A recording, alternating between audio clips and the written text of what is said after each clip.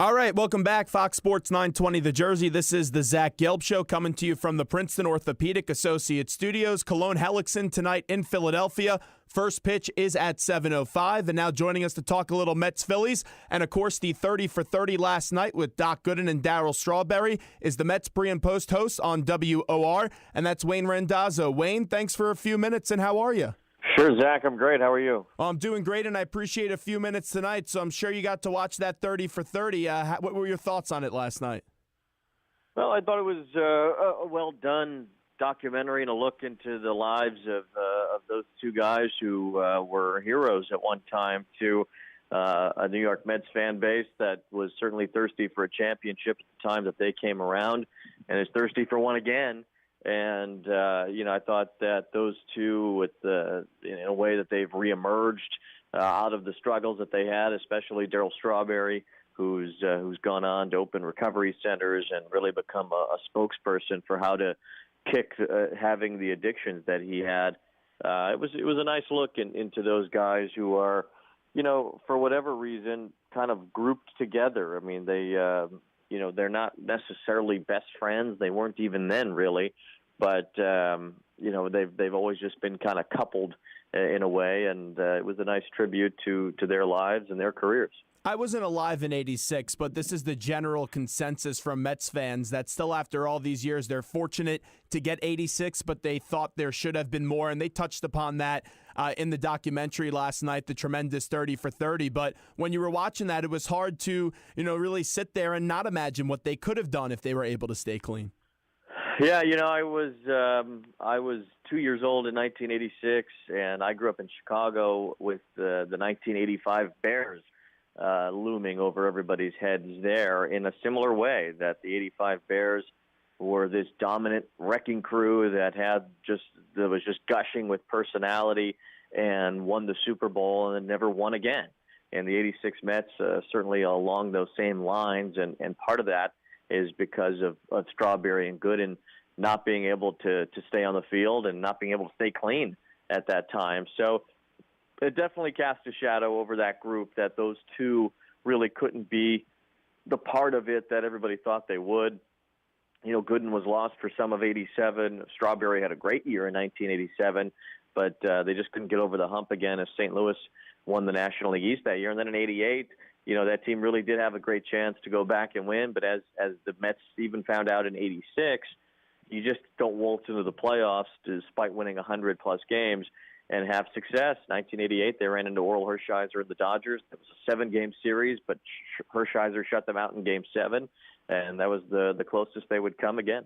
And when I was watching the documentary last night, because the relationship between Doc and Darryl is definitely interesting, and I thought it was nice that they got to get together at that diner and really hash things out. But I remember they were reminiscing in that documentary about the first time Darryl met Doc and Doc met Darryl, and Doc was passed out at a bar. And I thought to myself during that scene that if that was to ever happen today, it wouldn't be, because of the fact of social media and everyone has a cellular device to record things. And you wonder how much that era really did enable them to do what they did and get away with what they were able to get away. Because if there was cell phones and Twitter back then, none of that stuff would have been able to happen without people really knowing. Yeah, I think a big takeaway for me last night was that there was always, if you talk to people around the organization, nobody was surprised that Darryl Strawberry had trouble, but everybody was surprised that Dwight Gooden did. And if you listen to the documentary last night, well, maybe they shouldn't have been so surprised if Gooden, who was a minor leaguer at the time when he met Strawberry, was already passed out drunk on a bar top before he even came close to turning 21. So it was a different time, and it just was New York City at that time. Could have easily been able to swallow up a person who was a young person anyway. You got to remember that both of them came up so young that they were both still college aged, especially Gooden, at the time that they came up. See, if you're thinking about a typical college kid doing those types of things anyway, and now he's the number one sports celebrity in New York City, well, that's just going to make things go 20, 30 times higher than they probably would have ordinarily. So there are a lot of reasons why those two turned out the way they did, but certainly the era did play a part in it. This past year, the Mets celebrated their 30th anniversary from the '86 championship, and they brought back a lot of those Mets players, coaches, managers, and all that great stuff. But I was listening to WFAN the other day, and Darryl Strawberry clearly doesn't like Jeff Wilpon. How are the Mets relationships and ownership's relationship now with that '86 Mets? Well, I think it's certainly a case-by-case basis. I mean, Darryl Strawberry has his feelings about it. I would say that Ron Darling and Keith Hernandez have different feelings about it. For sure. Those two guys are still employed with the Mets organization, still calling their TV games, still as much of a focal point within the 2016 Mets as anybody. I dare say that Keith Hernandez is as popular right now as any current player on the Mets ball club, and the same for Ron Darling. So I think those two have cemented their status in Mets history by continuing to stay in the organization. I know that there are others that Mookie Wilson is around all the time. Tim Tuffle is the Mets third base coach, a member of that '86 team. So it's some guys have strayed away from the organization, and some guys haven't. And certainly Darryl has his reasons for saying the things that he said. We're talking to Wayne Randazzo, does a great job, Mets pre and post on WOR. And Wayne, last night I thought it was a great night for Mets fans, and there was no game on because I timed it out perfectly. I watched the piece on Piazza on the MLB Network from 8 to 9, and then got to see the 30 for 30 from 9 and so on. But in that Piazza piece, I don't know if you got to see it, but I was just amazed how much tension there was when he was a no-name prospect inside that Dodgers organization. Well, Mike, there was it was always interpreted, and maybe it was even fact, that Piazza was drafted by the Dodgers largely because of his relationship with Tommy Lasorda.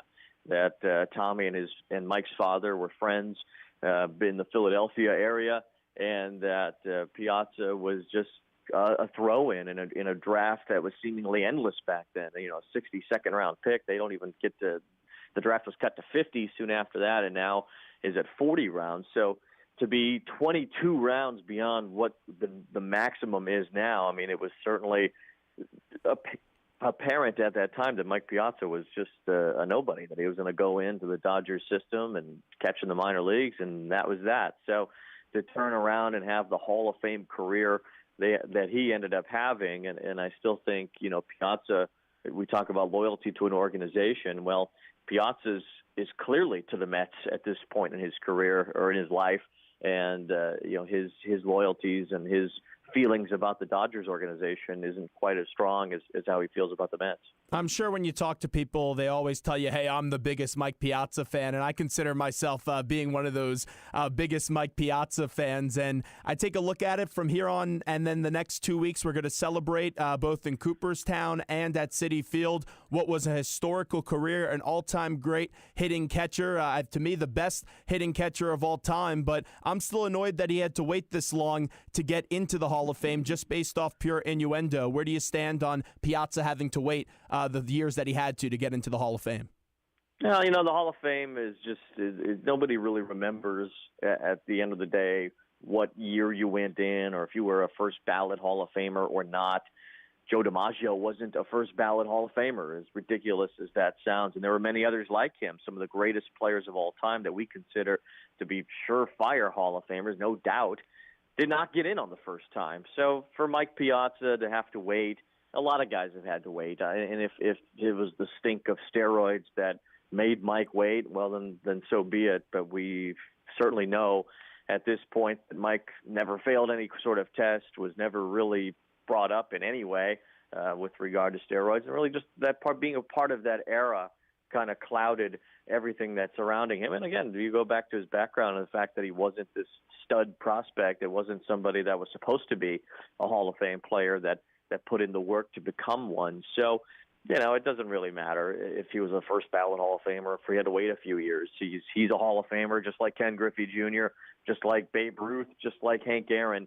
Mike Piazza is a part of that very, very special group, and I know he's extremely excited to be a part of that next weekend. Well, let's get to the All-Star Game because Terry Collins has gotten some heat for the way that he managed the All-Star Game. I think it's absolutely ridiculous. You should try to get everyone in the game. But what was your take on that? And also, the one team that he didn't get in his game was his own guys. Is there any going to be some carryover from that? Are those guys' feelings at all hurt?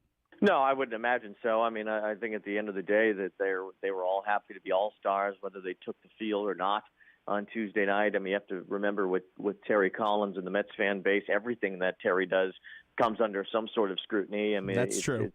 It's almost like he's in the role of a politician. And if you think about you can't please everybody, well, Terry Collins certainly walks that line every day. So I don't think anybody's sweating it. Familia was going to be used if the National League had the lead in the bottom of the ninth as a reward to get the save in the All-Star Game, and they have to designate a pitcher to be able to pitch in extra innings as the old rules went away and the new rules have come by. That's part of it, and Bartolo Colon was going to fill that role. So the game situation really dictated the fact that no Mets got in, along with the fact that we would have seen Cespedes. He was supposed to start. We would have seen Syndergaard. He might have even started had the injuries not crept up just a few days before the All-Star Game. So a lot of it was just circumstantial, and I think it's just another thing to glom onto as the criticisms come in. How is the health of those two in Cespedes and Syndergaard right now? No, we don't really know, and I don't think we will know until we see them get on the field. Syndergaard's going to pitch Tuesday night against the Cubs at Wrigley Field. He's going to, get this extended rest, almost like a DL stint since the last time he's pitched. So it will be an opportunity for him to go out there more rested than usual and see if he can overcome any of that fatigue that we saw in his last start against Washington. So we'll find out on Tuesday night what he looks like and if he can get through a full outing without any more issues. And for Cespedes, I think they're hoping that the quad is feeling better. They'll work him out at the ballpark today, and if all is well, perhaps we'll see him in the lineup. But if not, we'll see if there's a few more days before we see Cespedes get back out there. At the very least, it seems like that in both cases, we should see them on the field very, very soon. And we know that Harvey's going to be out for the year. Logan Verret is going to fill in his spot from here on out, unless if they make a trade from now until the deadline for a starting pitcher. What's your take on Logan Verret? Do you have confidence in him? I know we're going to see him this weekend here in Philadelphia. Yeah, I think Logan Verret, he's just your prototypical number 4 or 5 starter. It just looks unusual on the Mets because the Mets have this great group of starting pitching that when you put in someone who's a little bit more toward the average side, they look like they're below average in a lot of ways because what's average now to a Mets fan has been skewed. So Verrett's fine, and he'll do the job. He just needs to locate. He needs to have a good command of his pitches to have success on the days when he's not pitching well. It's because his command is off. And again, when you have a typical number 5 starter, that's the type of thing that holds them back, is not being able to command their pitches all the time. So that inconsistency will likely show up here in the next several weeks. There's only really a couple of other options. I don't think the Mets will make a trade to get a starting pitcher. They might look at Gabriel Ynoa just to kind of get a boost from AAA to see maybe he can come and pull some hitters, although his stuff is not much different than Logan Verret's. And then there's Zach Wheeler, who they do expect back at some point this season, and they hope sooner than later. Now, before we let you run, the Mets had that bad series up against the Nationals, and then they caught back fire, sweeping the Cubs, taking 2 out of 3 from the Marlins, and then after winning on Thursday night up against the Nationals, they lose 3 straight. With what we've seen in the first half, and you're around the team doing a great job on WOR each and every day, pre and post, what do you think the pulse of the team is from here on out until the end of the season? Well, they got to stay healthy. I mean, that's the number one thing. If you're not going to have Syndergaard and you're not going to have Cespedes, then you're not going to have anything, really. I mean, you're going to have trouble in the second half of the year. So they have to make sure that those guys are out there. Steven Matz, too, who's had the bone spur, and you just never know when that thing's going to kind of erupt and make it where he can't pitch anymore this season. So the Mets are hoping to get everybody to the end of the year that they currently have right now. They hope to have Lucas Duda back. They hope that there's a resurged Michael Conforto by the time that he gets recalled to New York and gets back into the outfield, which could be sometime soon. So the Mets feel like they have enough still despite all the injuries this year, despite all the tremendous amount of adversity that they've faced, to still contend for a playoff spot. And I think that's reasonable considering where they are and what they will have coming back in the second half of the season. So there's a lot of time, still about 75 games or so, and the Mets do have plenty of opportunity ahead of themselves to make sure that they're back in the postseason. Hey, Wayne, we appreciate the time today. Thanks so much, and good luck on the rest of the season. All right, thank you very much.